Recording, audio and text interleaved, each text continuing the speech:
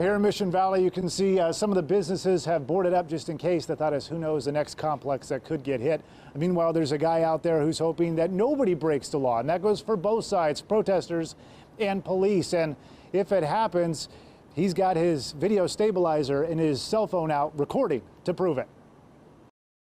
From the first protest outside La Mesa Police Department to rioting that spilled into downtown La Mesa Saturday night, he was there. And again Sunday night for this in downtown San Diego.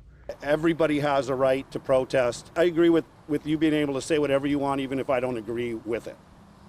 I don't agree that anybody, the police, the government, or individuals have the right to inflict harm or violence to get their point across. This San Diego man doesn't pick sides and doesn't want to show his face, but just know if you're breaking into shops or setting things on fire, he may have your face on camera.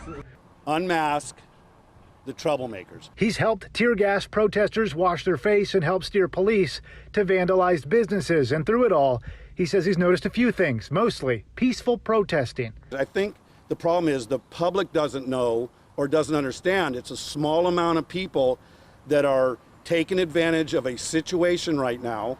Every object that is thrown, every act of vandalism, every fight that erupts, it drowns out the legitimate voice of protesters. San Diego Mayor Kevin Faulconer speaking at a press conference Monday where San Diego police say a quarter of the people arrested during Sunday's rallies weren't even from San Diego. There's people that will come to this town with their sole goal of anarchy.